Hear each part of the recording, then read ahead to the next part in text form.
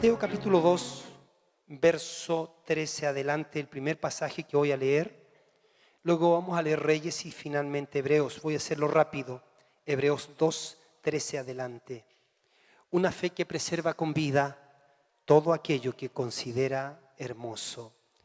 Dice: después que partieron ellos, he aquí un ángel del Señor apareció en sueño a José y dijo: levántate y toma al niño y a su madre. ¿Qué le dijo? Levántate y toma al niño y a su madre y huye a Egipto y permanece allá hasta que yo te diga, porque acontecerá que Herodes buscará al niño para matarlo. Wow. Vea segundo libro de Reyes, capítulo 6.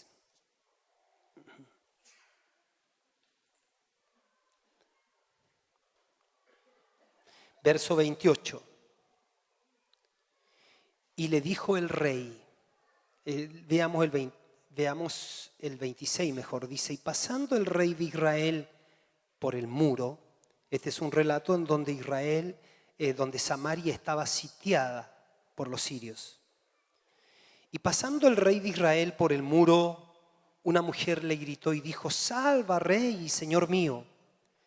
Y él dijo: si no te salva Jehová, ¿de dónde te puedo salvar yo, mujer? ¿Del granero o del lagar? Y le dijo el rey: ¿qué tienes? O sea, ¿qué te sucede? Y ella le cuenta la siguiente historia. Ella respondió: esta mujer me dijo, da acá tu hijo. No olvidemos que estaban sitiados. Da acá tu hijo y comámoslo hoy. Y dice: y mañana comeremos el mío. Cocimos pues a mi hijo y lo comimos. Pero el día siguiente yo le dije: da acá tu hijo y comámoslo. Mas ella ha escondido a su hijo. Diga conmigo: mas ella ha escondido a su hijo. Diga conmigo: escondió su hijo. Escondió su hijo. Fíjense que Hebreos capítulo, ahora vamos a Hebreos, el último capítulo, y despegamos. Capítulo 11, verso 23 al 28. Hebreos 11, 23 al 28.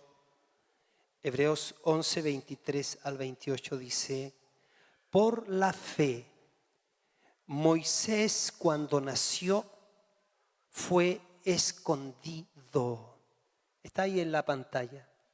Por la fe, Moisés cuando nació fue escondido por sus padres. Y dice, por 3 meses fue escondido. Por la fe, Moisés cuando nació fue escondido por sus padres por 3 meses porque le vieron niño hermoso. Y dice: y no temieron el decreto del rey. Este pasaje es poderoso. Diga conmigo: por la fe Moisés, cuando nació, fue escondido por sus padres por 3 meses. Diga: fue escondido por sus padres por 3 meses, porque le vieron niño hermoso. Le vieron niño hermoso y no temieron el decreto del rey. Padre amoroso, oramos que en esta hora venga sobre nosotros espíritu de sabiduría y de revelación en el conocimiento de tu persona y de tu palabra. Queremos ser encendidos por la palabra de fe, animados, Señor, canalizados, guiados, instruidos. En el nombre de Jesús, amén y amén. Una fe que preserva con vida todo aquello que considera hermoso. Tú y yo tenemos esa clase de fe. Tú y yo, en el momento de creer, por pura gracia se nos impartió fe. La palabra fe contiene solamente 2 letras, pero su significado es sumamente revolucionario. Se necesita toda la vida y más para entenderlo y toda la eternidad para vivirlo. La fe agrada a Dios y por supuesto el diablo la odia y combate contra ella, pero el pueblo de Dios vive por fe. Cuando la esencia y la naturaleza de la fe se revela y activa en el creyente, ya este hombre y esta mujer no pueden ser los mismos. Y como alguien dijo, sucede que el cielo besa la tierra. Cuando nosotros hablamos de fe, hemos de saber que se trata de fe en Dios.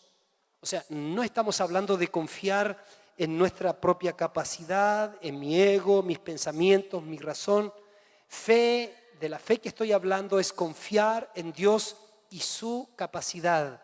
Dios está en el centro. Amén. Tener la fe de Dios, de eso se trata. Entonces, ¿qué es la fe? ¿Qué es la fe? Para entenderlo hay que ver quién está en el centro de la fe. Y quien está en el centro de la fe tiene que ser Dios. Jesús dijo a sus discípulos en Marcos capítulo 11, verso 22, dice, tengan la fe de Dios, así dice en el original. Activen, posean la fe de Dios. ¿Por qué? Porque la fe viene de Dios. Dios tiene fe y también nos imparte su fe. La fe es un don, es un regalo. Dice, y por gracia sois salvos por medio de la fe, y esto no es de vosotros, pues es don de Dios, no por obras para que nadie se gloríe. La fe es un don de Dios. Y en la medida que nosotros recibimos la palabra de Dios, sucede algo misterioso. En la medida que te expones a oír la palabra de Dios, tú que viniste por primera vez, algo te está pasando ya. O sea, viniste, no sé, venías a ver, fuiste invitado por alguien, esperabas ver otra cosa, a lo mejor venías a una misa de 20 minutos y te encuentras con una fiesta, te encuentras con gente que expresa su fe de otra manera, pero algo más está sucediendo dentro de ti. La persona del Espíritu Santo está trabajando, no desde ahora, sino de mucho tiempo, para traer la revelación a tu espíritu del amor de Dios, para traer la revelación a tu corazón de cuánto Dios te ama, para traer la revelación en tu corazón también de que eres un pecador y que necesitas urgentemente la gracia de Dios. Esas cosas que te han empezado a suceder, lo está provocando el Espíritu Santo dentro de ti y se está despertando por causa de algo que se llama fe dentro de ti. Entonces la fe es un don de Dios y en la medida que recibimos su palabra, entonces nos empieza a venir la fe. La fe tiene la particularidad de crecer en nosotros. Se puede tener mucha fe o se puede tener poca fe. Jesús dijo de algunas personas, de un hombre de poca fe, ¿no? Y también dijo en otra ocasión, aún en Israel no he hallado tanta fe como la de este hombre. Así que hay gente con poca fe y hay gente con mucha fe y hay gente que no tiene fe y necesita escuchar el Evangelio y arrepentirse para que la fe le aparezca. Sin fe es imposible agradar a Dios. Pero es necesario que el que se acerca a Dios crea que le hay y que Dios es galardonador de aquellos que le buscan.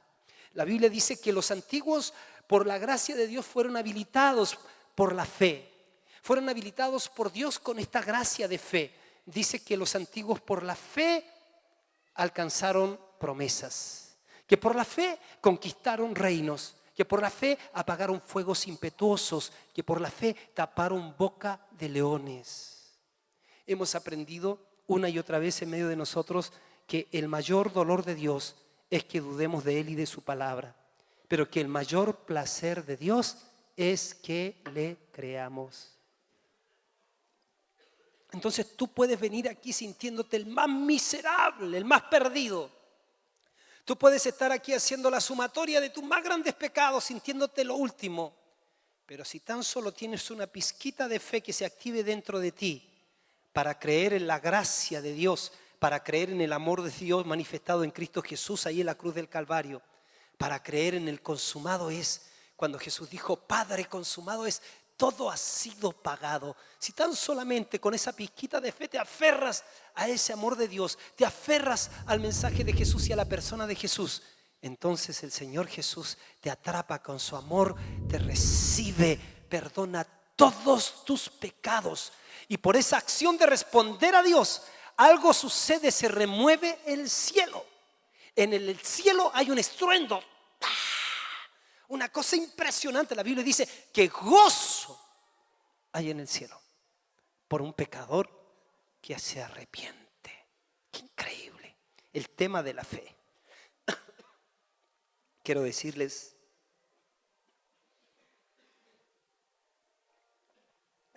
estoy un poquito afectado de mi garganta, así que voy a predicar parejo, no voy a tener tantos énfasis. Pero miren, Dios está derramando su Espíritu Santo sobre toda carne. ¿Cuántos creen eso? Y lo creemos por fe y lo estamos experimentando por la fe. Ahora, Dios está derramando de su Espíritu Santo sobre toda carne. ¿Y por qué lo está haciendo? La razón es que Dios es un Dios de propósitos.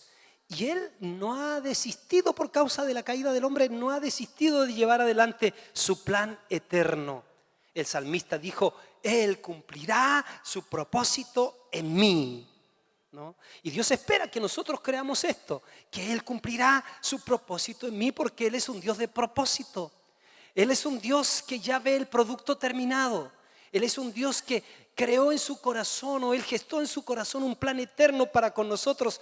Y a pesar de lo que sucedió en el huerto del Edén con nuestros primeros padres, o Adán y Eva, los primeros hombres, Dios no ha desistido de llevar adelante su plan. Y aun cuando usted ve algunas cosas oscuras, Dios sigue llevando adelante su propósito de una manera maravillosa. Dios miró este mundo que en algún momento estaba contaminado, y ¿saben? Lo enseñó en una parábola. Jesús dijo una parábola dice que de un hombre malo que vino y en el terreno que él había sembrado, vino y sembró mala semilla donde estaba sembrado trigo. Y fíjese que quiere decir que en el mundo está sembrado la cizaña, y que fue sembrada por el diablo y que son los malos, y que también está sembrado el trigo, que son los hijos del reino. Así que nosotros no hemos sido sembrados en la iglesia, nosotros como iglesia hemos sido sembrados en el mundo, porque Dios está llevando adelante sus propósitos en un mundo aparentemente controlado por Satanás.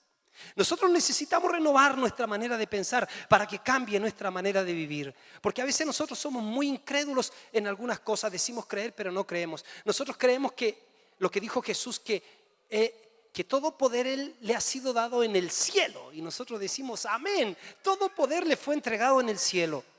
Pero también dice, todo poder me ha sido dado en la tierra.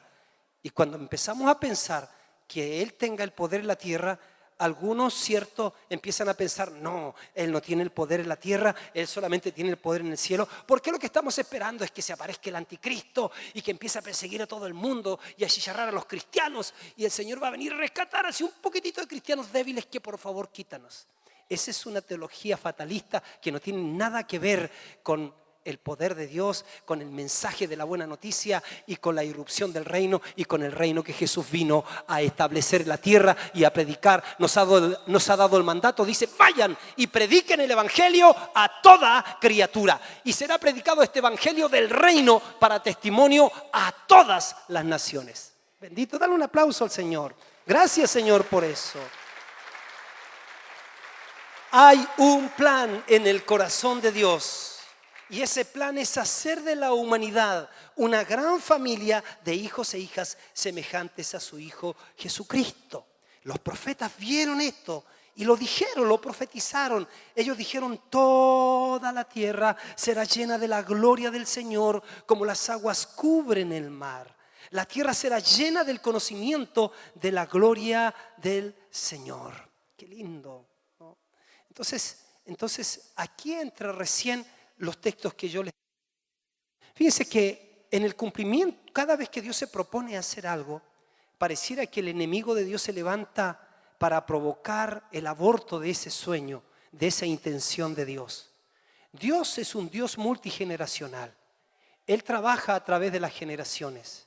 Dice Hebreos capítulo 1, Dios, habiendo hablado muchas veces y de muchas maneras en otro tiempo a los padres y a los profetas, en estos postreros tiempos nos ha hablado en el Hijo, a quien constituyó heredero de todo y por quien asimismo hizo el universo. Cuando miras el original, la Biblia dice, Dios habiendo hablado muchas veces y de muchas maneras en otro tiempo a los padres en los profetas. En el original dice Dios habiendo hablado por segmentos en cada generación. Así que Dios ha ido trazando su plan y ha ido revelando su plan por segmentos a cada generación. Dios no para de hablar y no para de llevar adelante sus propósitos. Él nos ha incluido a nosotros para ser parte de su familia y para incluirnos en sus propósitos eternos. Cuando miramos la palabra, no miramos la palabra como que el mundo se cierra con Satanás al volante, sino que miramos la palabra y vemos que el sistema de cosas ahora como la vemos se cierra, pero se cierra con el encuentro de una iglesia gloriosa y a un Señor Jesucristo viniendo como Rey de Reyes y Señor de Señores en gloria para reinarlo y cubrirlo todo. Bendito sea su nombre. Así es, mis queridos hermanos. Fíjese, Él aparece, el enemigo de Dios aparece queriendo siempre abortar algo de Dios. Y lo vemos cuando viene y nace el Señor Jesús. Se anuncia el nacimiento de Jesús y de alguna manera Satanás instruye y mete en el pensamiento de Herodes matar a todos los niños que habían en ese tiempo. Y Dios le muestra por sueños a José y a María que vayan a Egipto para proteger al niño porque Herodes quería matar al niño. Dios permitió que José y María preservaran con vida aquello que ellos consideraban hermoso. La Biblia dice que en el sitio de Samaria el pueblo de Israel estaba sitiado. Ellos estaban muriendo de hambre. La costumbre de los que sitiaban las ciudades era que ponían sus ejércitos y esperaban algunos por 4 meses y más meses y se comían todas las cosas adentro de la ciudad, no podían salir ni entrar nadie y empezaban a confundirse, a matarse unos a otros, a comerse, empezaban a morirse de hambre. Y ahí está el diálogo de estas dos mujeres que hablan con el rey que se estaba paseando alrededor de la ciudad. Y una le dice, rey, ayúdanos por favor. El rey le dice, ¿qué pasa? Y el tema es más o menos así. Lo que pasa es que nos pusimos de acuerdo con esta mujer y el problema está tan grave que ya decidimos comernos a mi hijo y nos comimos mi hijo. Pero resulta que ahora que vamos a comernos el de ella cambió de switch. Ella decidió que el hijo no se moría. Ella decidió esconder a su hijo. Y yo quiero que soñemos un poco, o que pensemos, mejor dicho, un poco en lo que está pasando en nuestra generación y lo que está pasando en el mundo entero y lo que está pasando en nuestra nación. Porque Dios ha dado palabras de verdad de que Él derramará de su espíritu sobre toda carne. Cuando está hablando de eso, no pensemos que solamente se derramó todo en Pentecostés. Eso fue el inicio de una nueva modalidad de Dios. En la antigüedad, el Espíritu Santo venía sobre ciertas personas y los ungía para que cumplieran ciertas tareas y luego se iba. Por eso que David tenía temor y decía, no quites de mí tu Santo Espíritu. Por eso que Sansón no se había dado cuenta que el Espíritu Santo había salido de él. Pero en el nuevo pacto, en la nueva alianza, Dios no pensó actuar así. En el nuevo pacto ya Dios no vendría solo sobre ciertos hombres, ahora vendría sobre su pueblo. Y en Pentecostés, cuando estaban los 120 esperando la promesa de la venida del Espíritu Santo, se inaugura una nueva manera de obrar de Dios en la tierra. Ahora Dios moraría en medio del pueblo de Dios, a que Él llamaba su iglesia también. Entonces, a partir del Pentecostés vino el Espíritu Santo y se derramó el Espíritu sobre esas personas y fueron llenas de la presencia de Dios. Y ustedes saben lo que sucede después. El Señor dice, me serán testigos, recibiréis poder cuando haya venido sobre ustedes el Espíritu Santo. Ustedes me van a ser testigos en Jerusalén, en Samaria, en Judea y hasta lo último de la tierra. Pero a partir de ahí, entonces la iglesia tiene que mantener la llama encendida. A partir de ahí, la iglesia a través de las edades, algunos han perdido un poco la fe, a otros han apagado el fuego del Espíritu. Por eso la Biblia dice, sean llenos del Espíritu, no apaguen al Espíritu. Que continuamente seamos llenos del Espíritu Santo, porque la idea de Dios es que Él morando en plenitud, poseyendo a su iglesia, va a provocar las transformaciones y los cambios en las naciones. Hermanos queridos, lo que Dios está haciendo en este tiempo es que no solamente está viniendo para darnos poder a fin de que se sanen los enfermos, sino está cambiando la mentalidad de la iglesia. Está diciendo, quiero que piensen que donde abunda el pecado, sobreabunda la gracia. Quiero que piensen que ustedes tienen que levantarse. Levántate, resplandece, porque ha venido tu luz, que la gloria del Señor ha nacido sobre ti. He aquí que tinieblas cubrirán la tierra y oscuridad las naciones, pero sobre ti está hablando de nosotros. Amanece el Señor y sobre nosotros es vista su gloria. Bendito sea su nombre. Ahora,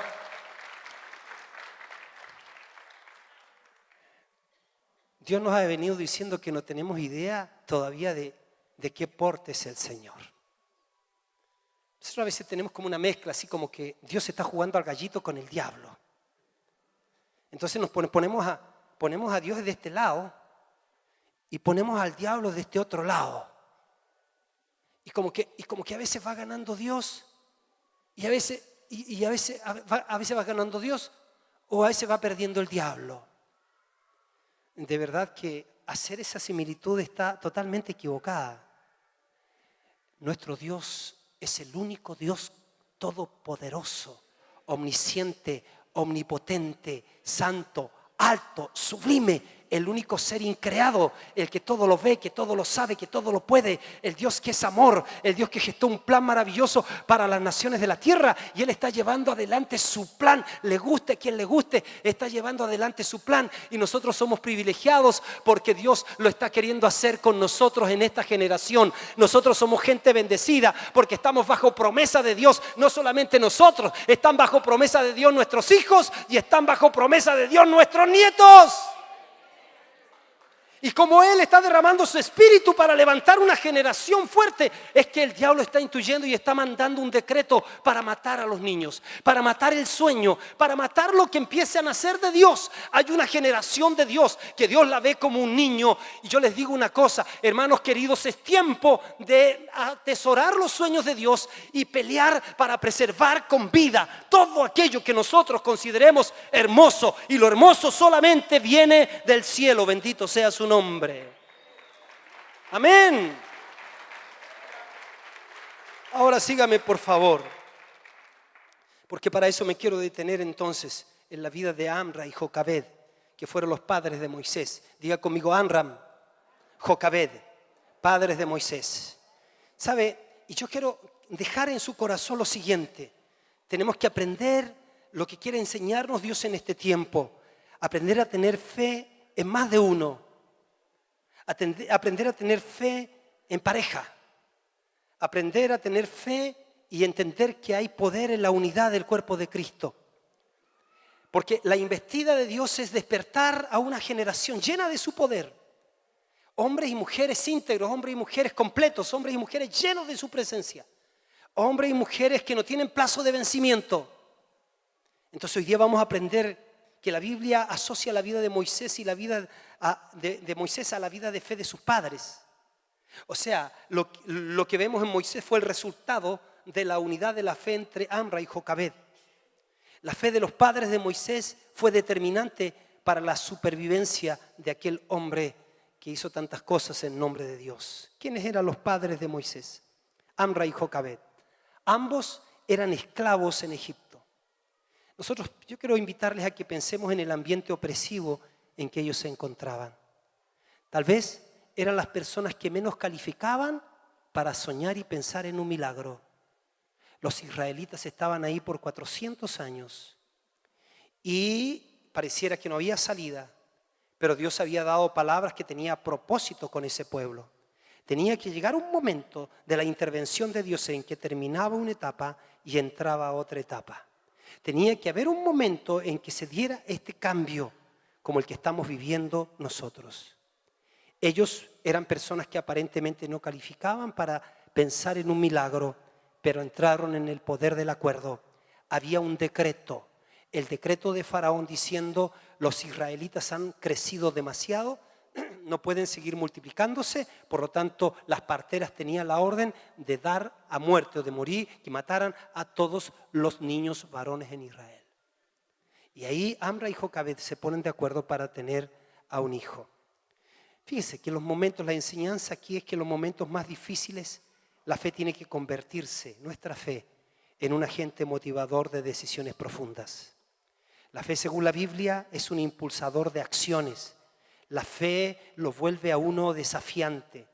La fe te hace decirle no a las circunstancias que se te oponen o que se oponen a que tú hagas la voluntad de Dios. Los padres de Moisés eran personas singulares. Fíjense, eran personas especiales.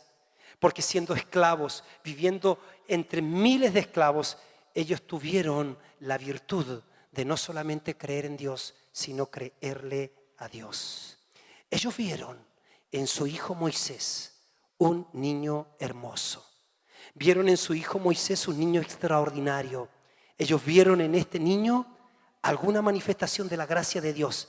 Y por la fe, ellos supieron que este niño era muy especial, y que tenía que ser protegido por medio de la fe.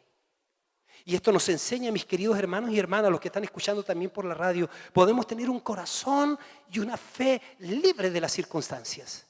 Dios nos llama a caminar porque la fe con la que hemos sido provistos es para caminar por sobre las circunstancias. Las circunstancias eternas no tienen el poder de atar tu hombre interior. Las circunstancias eternas no tienen el poder de encarcelar la fe que Dios ha puesto en tu corazón y la posibilidad de emprender grandes cosas para Dios porque tú crees grandes cosas de Dios. Aún en las circunstancias más severas, tú puedes creer en Dios por tu milagro. Amén. Tu milagro está en camino. Estás teniendo circunstancias difíciles. Estás mirando, ¿cierto? Hoy día pareciera que todo está oscuro y se oscurece más. Entonces, es ahí donde nosotros podemos decir, se está generando el escenario para que Dios intervenga. Así que no dejes que nadie ate tu fe. Pueden atar tu cuerpo, pueden tratarte como sirviente, como esclavo, mas no pueden atar tu fe para creer en tu milagro. En los padres de Moisés se daban estas tres condiciones. Mira bien, se daban estas tres condiciones. Ellos eran parte de un pueblo en medio de un sistema incrédulo. En segundo lugar, estaban siendo perseguidos por su fe. ¿Acaso no sientes que con todas estas leyes nosotros como ciudadanos de este país y el pueblo de Dios no estamos siendo perseguidos por nuestra fe? Es que de a poquito nosotros vamos a empezar a tocar, a sentir que nuestros niños le hacen bullying, los ridiculizan por causa de la fe que tienen. Nuestros jóvenes están sintiéndose incómodos por causa de la fe que tienen, perseguidos por su fe. Y también estas tres condiciones que se daban en los padres de Moisés: primero, eran parte de un pueblo en medio de un sistema incrédulo, del pueblo de Dios. Segundo, perseguidos por su fe. Y tercero, estaban desesperados por un milagro. Diga conmigo, desesperados por un milagro. Desesperados por un milagro. Miren, ¿cuándo te desesperas por un milagro? Cuando conversas con algún amigo y pasan los años y no se convierte. Entonces tú dices, necesito un milagro. Cuando tienes a tus hijos que tú dices que son hijos de la promesa, pueden ser muy hijos de la promesa, pero si no entran en la promesa están fritos. Por lo tanto, muy hijos de la promesa serán, pero tú tienes que tener desespero por un milagro para que entren en la promesa. Que hay algunos frescos que hacen lo que quieren y dicen, no, sí, yo soy hijo de la promesa. ¿De la promesa de qué? Porque el diablo también te promete. Entonces, a no ser que entres a la promesa, no eres hijo de la promesa. ¿No? Y eso es muy interesante. Y ahora, cuando estos tres elementos se fusionan, entonces se produce un milagro. Primero, somos parte del pueblo de Dios que vivimos en un sistema incrédulo. Segundo, somos perseguidos por la fe. Tercero, estamos desesperados por un milagro. ¿Cuántos están desesperados por un milagro? A eso obedece esta semana que nos viene. Hay desespero por un milagro. Señor, si tú no lo haces, no lo hace nadie más. Si tú no lo haces, aunque tengamos todos los principios que hemos aprendido, aunque los encarnemos nosotros, Señor, si tú no lo haces a través de nosotros, si tú no lo haces como tú quieras, pero tienes que hacerlo, tú tienes que intervenir, Señor. Si lo más difícil para Israel no fue sacar a Israel del corazón de Egipto, fue sacar a Egipto del corazón de Israel. Porque por 400 años ellos estuvieron pensando en una cosa, y cuando Dios le trajo lo distinto, entonces les fue difícil creer porque se habían habituado y no estaban esperando una intervención divina. Estamos esperando una intervención divina. Algo tiene que suceder en nuestra nación, porque lo que Dios dijo se va a cumplir. Él dijo: así será mi palabra que sale de mi boca, no volverá a mi vacía, sino que hará todo lo que yo quiero y será prosperada en aquello para que la envíe. ¿No dice así la palabra? Dios ha dado palabras para nuestra nación. Chile será para Cristo, de norte a sur, de este a oeste. Eso significa que se levantará una generación en que Dios hará reemplazos. Entonces pondremos gente en el gobierno, en las comunicaciones, en la economía, en la educación, en las artes y celebraciones, en la familia, en la casa de Dios, y empezaremos a tener un país lleno de la presencia de Dios, con una cultura de reino, con gente que camina y que encarna un estilo de vida con la presencia de Dios dentro. Bendito sea su nombre. ¿Lo crees? Amén.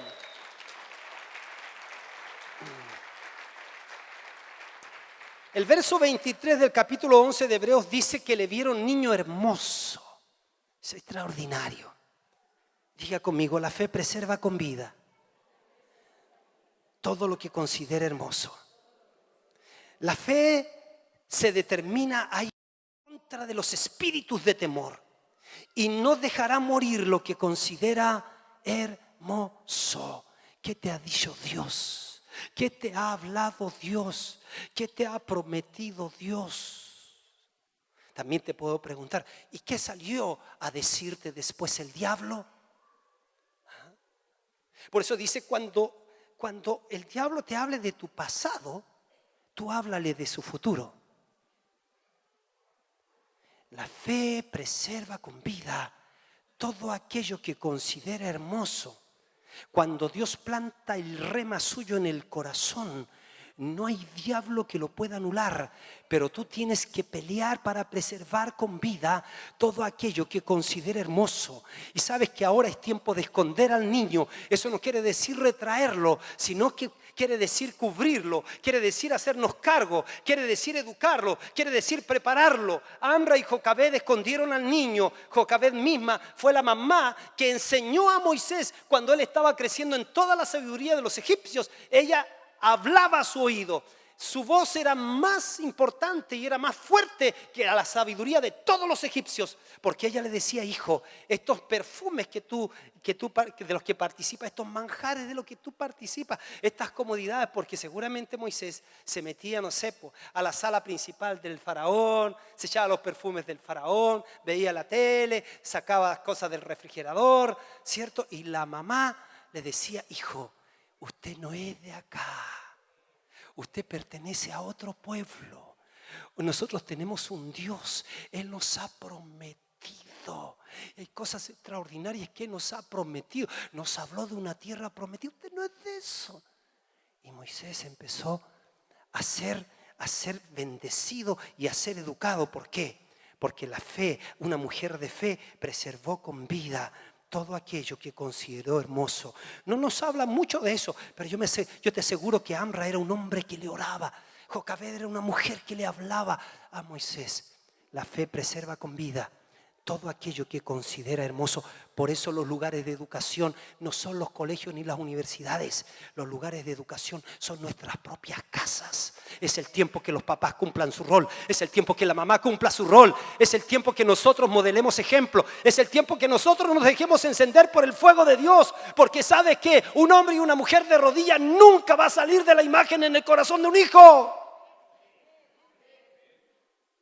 Porque mientras nuestros argumentos intentan cambiar, nuestras rodillas mueven a Dios para que Dios haga el milagro. Estamos desesperados por un milagro y cuando clamamos a Él, Él nos responde y responde con cosas maravillosas. Bendito sea su nombre.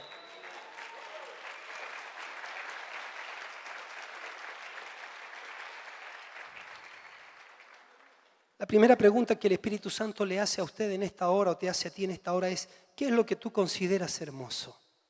¿Tu familia? ¿Tus nietos? ¿Tus hijos? ¿El llamado que Dios te ha hecho? ¿El país? ¿Qué consideras hermoso? Porque la fe en ti va a resguardar con vida todo aquello que considera hermoso.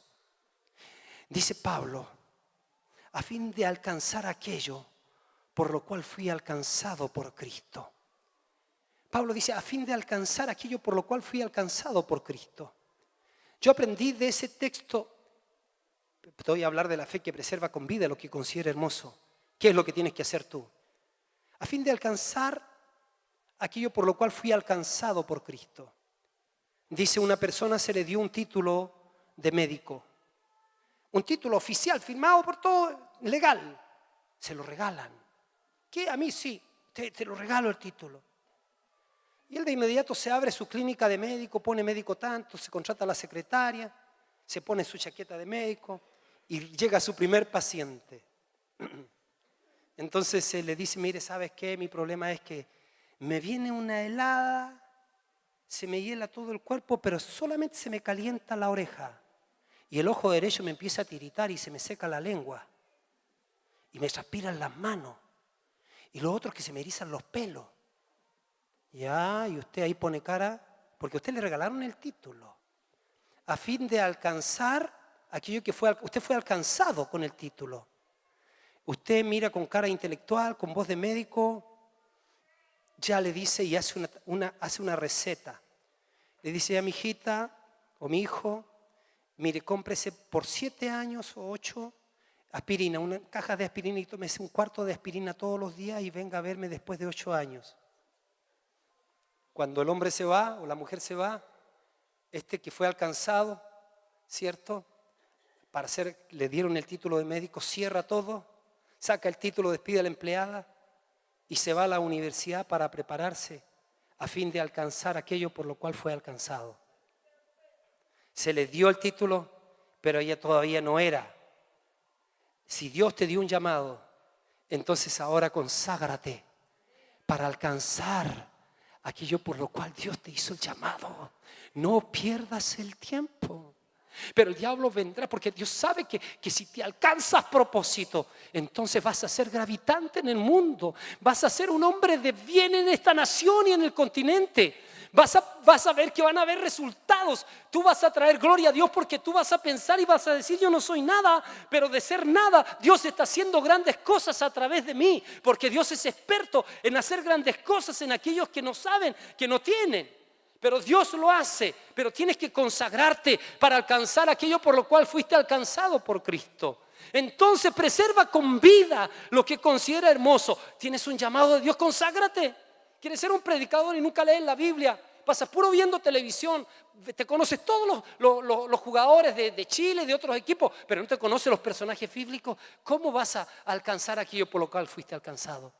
La fe preserva con vida todo aquello que considera hermoso. Yo tengo en mi corazón el sueño de que esta ciudad es la ciudad del aceite de la unción. Esta ciudad no tiene por qué ser conocida como un puente del narcotráfico. No puede por qué ser conocida como una trata de blanca. No puede por qué ser conocida como una ciudad corrupta o olvidada. Esta ciudad tiene que ser una ciudad deseada por causa de la iglesia del Señor, de tú y yo que estamos aquí. Ser una iglesia en donde la gente viene y siente algo distinto. ¿Por qué? Porque nosotros tenemos un sueño de Dios y hemos trabajado por años y años porque la fe preserva con vida todo aquello que considera hermoso. Dale un aplauso al Señor.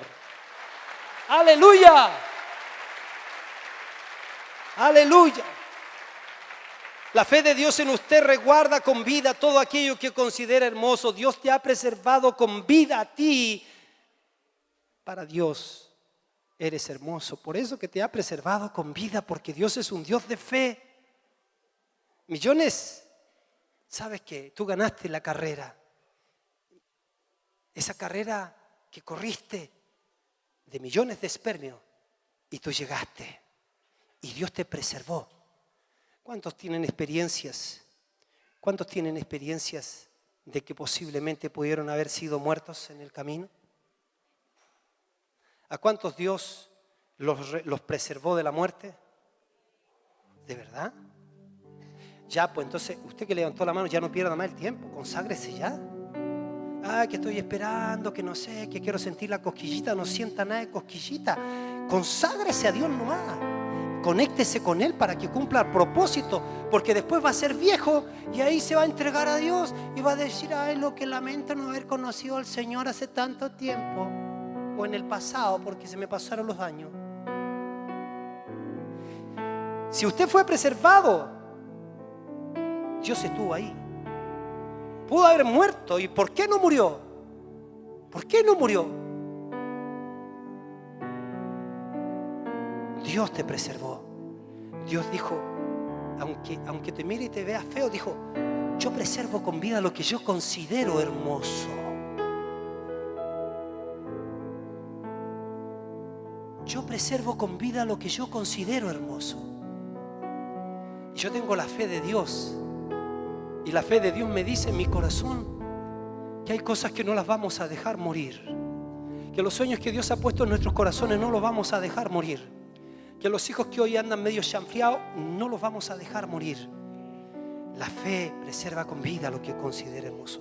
No vamos a dejar morir nuestros sueños, no vamos a dejar morir nuestros anhelos, nuestros hijos, nuestra ciudad. No vamos a dejar morir nuestro país, no vamos a dejar morir nuestro continente. Los vamos a reclamar para Jesús, los vamos a trabajar, los vamos a ir a conquistar, los vamos a cuidar, los vamos a cultivar, los vamos a alimentar, porque la fe preserva con vida todo aquello que considera hermoso. No se te puede ir tu vida para preservar tu pequeño sueñito. Te tienes que embarazar con sueños de Dios. Tienes que aprender a trabajar con diseños divinos. Cuando le preguntaron a Noé, ¿qué haces? ¿Por qué estás metido en esta empresa por 120 años? Él dice, he sido embarazado y estoy trabajando con sueños divinos. Estoy preparando no solamente un arca para mi familia, sino que estoy preparando un arca para preservar la raza humana y para continuar con los designios de Dios. A grandes planes te llama Dios. No te tienes que conformar con pequeñeces. Al Señor Jesús se le ofrecieron las pequeñeces. Te daré todos los reinos del mundo y la gloria de ellos si postrado me adoras. Jesús lo miró como pequeñez, porque había alguien más alto, más alto, más alto, que era digno de su amor, de su atención, de su entrega. Él vino a cumplir propósito. A lo suyo vino y cumplió lo suyo. Él dijo, consumado es. Cumplió lo suyo. Así que el diablo aparecerá para sacarte. Y si tú agarraste velocidad, por favor no te salgas. Si eras de esas que aparecías de repente. Yo veo a algunos que aparecían de repente, pero ahora ya están viniendo más. Y les veo hasta su cara más bonita. No rompa el ciclo. Siga consagrándose. Siga levantándose más temprano. Siga. ¿Por qué? Porque usted sabe que su llamado es hermoso. Y la fe que Dios puso en su corazón fue puesta para que preserves con vida todo aquello que considera hermoso. El diablo quiere que tengas un mal nombre. Él quiere. A ver si me encuentras, por favor, Kevin, la imagen de los perros ahí que le están atacando al león. Es que sabes que tú no tienes que tener una mirada de ti precioso como el diablo te ha hecho ver a través de tus enemigos, a través de tus amigos que te pusieron sobrenombres en el colegio, a través de las circunstancias que viviste. A lo mejor viviste siempre teniendo necesidades y tienes un terror a la pobreza. Pero ¿sabes qué? Dios es el Dios que te hace soñar. Dios te hace soñar. Abraham lo hizo soñar. Abraham tenía 100 años, su esposa tenía 90 años. Abraham dice, ya yo no voy a ser papá. Eliezer va a ser mi heredero. Y el Señor se le aparece y le dice, no va a ser tu heredero Eliezer. Yo te voy a dar herencia. Yo te voy a dar un hijo. Y Dios le enseñó a Abraham a preservar al hijo, a preservar el sueño. Porque Dios le dijo, yo te voy a dar un hijo. Y dice que en esperanza contra esperanza, yo te voy a dar un hijo. Y de repente pasaron, es que Moisés del primer culto, Abraham del primer culto, ¿cierto? Dios le dijo a Abraham, del primer culto salió corriendo, seguramente feliz que Dios le había hablado. Pero pasó una semana, 2 semanas. Y como a nosotros se nos desinfló el sueño. Pero a él le pasó 1 año, 2 años. ¿Cuántos años? Hasta que se cumpla la promesa. ¿Sabe cuántos años? ¿Cuántos años? 25 años. 25 años. ¿Cuánto duró su bebé cuando estaba en su vientre? 9 meses. ¿Se imagina estar embarazada de 25 años? 25 años. Y al diablo le susurró a Abraham, oye, no, si te pasaste película, te pasaste rollo. Dios nos dijo que era así. Si tu mujer nunca. ¿Cuántos años tiene tu mujer? 90. Pasita. No pasa nada. Estéril. Y le dice, ¿no te parece, Agar? Y se lo dice engaña a la esposa primero. No que quiera ir contra las mujeres, no, pero lo engaña. Y Abraham dice, bueno, viejita, si tú lo dices. ¿Y nace quién? Ismael. Pero mire cómo Dios actuó con Abraham. Estoy terminando. Más de alguna vez lo llevó a caminar. Sin Biblia, porque no había Biblia en ese tiempo. Entonces le habla, le dice, ¿cómo estás? ¿Te acuerdas que te di promesas? ¿Cuántos años han pasado, hijo? 11, 12. Y de repente le hace mirar el cielo. ¿Te gustan las estrellas? Sí, son muchas. ¿Las puedes contar? No, la verdad que no. Ay, pero inténtalo. Son como la arena del mar. Todavía no te hago mirar la arena, primero el cielo. Que Abraham era predicador también, pues, ¿ya? Cuéntala, hijo. 1, 2, 3, 4, 5. No, la verdad que no las puedo contar, son muchas. ¿Cuántos años estás esperando la promesa? Muchos, ya llevo varios años. Hijo, así va a ser tu descendencia. Y de ese culto Abraham salió alucinado. Sí. Pasó el tiempo. Ven, ahora para que tu mensaje sea completo. Se sacaron los zapatos. Sí, los calcetines dejémoslos. No. Dios tenía zapatos más apretados. y se metieron los piecitos al mar. Estamos metiéndonos al mar. Saca un poquito de arena. Ya. ¿Qué te parece, Abraham? Mucha arena, no las puedo contar. ¿Te gustan los granitos? Sí, son muchos. ¿Puedes contarlo? La verdad que no, Dios. ¿Cuántos años llevas esperando la promesa? 20 años ya. Hijo, no bote la arena todavía, si no la bote. Hágala caer ahora, sí. Ahí, ve, está cayendo. Así va a ser tu descendencia.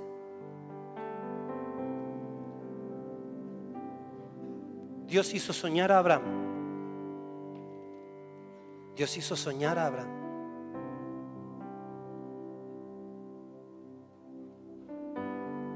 No sé. A ver. Con eso nos vamos para la casa. Mire este video.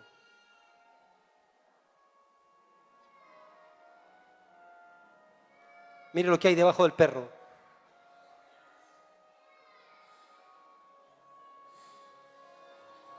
Saque esa música y ponga la otra.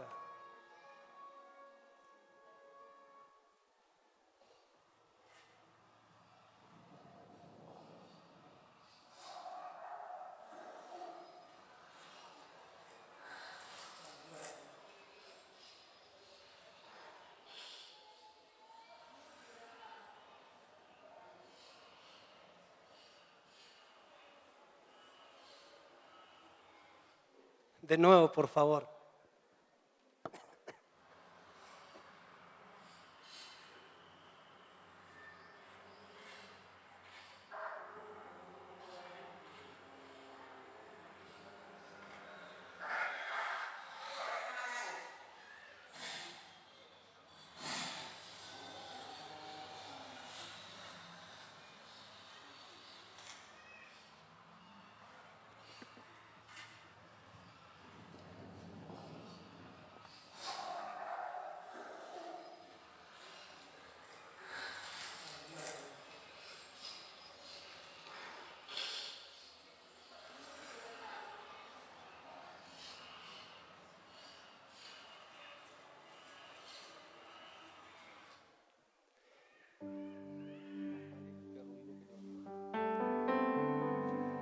Ahí uno entiende Proverbios que dice que más vale perro vivo que león muerto.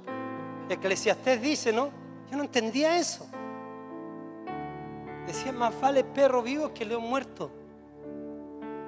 Es que a ese pobre animal, a ese animal, le robaron su identidad. ¿Cómo se le ocurre portarse así esos leones? Le robaron sus sueños. Ellos nacieron sabiendo que son los reyes de la selva. un rugido de un león se escucha lejos. Científicamente no saben cómo esa cosa es tan fuerte. Todos se amedrentan. El rey de la selva. Pero sistemáticamente el perro alfa, estos leones fueron puestos de chiquitito ante un perro alfa, el perro dominante, y le hicieron creer toda la vida a esos leones que el perro dominaba. ¿Sabe qué haría yo con ellos? Los invitaría al culto, los sentaría acá, le diría: leones, ustedes tienen un creador, el mismo que yo tengo, solo que a mí me hizo más bonito, el mismo. Pero ustedes tienen propósito. Pero ustedes fueron despojados de su destino. Los han engañado. Tienen que convertirse. Tienen que cambiar su manera de pensar. Empiecen a soñar de nuevo. Dios los habilita a ustedes con fe. Y si ustedes se empiezan a llenar de la revelación que da el Espíritu Santo por su palabra, entonces ustedes van a pelear, ustedes van a conquistar. Cada ataque del enemigo por matarle el sueño, ustedes lo van a pelear, ustedes se van a preparar para ello. ¿Sabe por qué? Aun cuando a veces les cueste. ¿Y sabe por qué lo va a hacer? Porque la fe preserva con vida todo aquello que considera hermoso. Que no te saque de donde Dios te plantó. Que no te saque. Porque aprendiste a creerle a Dios y porque tu vida va en aumento. Tu vida va en aumento, tu vida va en aumento y no se va a detener. Tu vida va en aumento, tu vida va en aumento, va en aumento, va en aumento, va en aumento, no se va a detener. No se olvide quién está aquí dentro, qué hombre hay ahí ungido por el Espíritu Santo con visión de Dios. No te desanimes frente a las cosas. El enemigo ha trabajado continuamente para desanimarte. Vaya adelante, hijo, vaya adelante. No se detenga. Vaya, vaya. Que no te haga ver otra cosa. Mira por sobre las circunstancias. Eres un ungido del Señor. Vamos a ponernos de pie, por favor.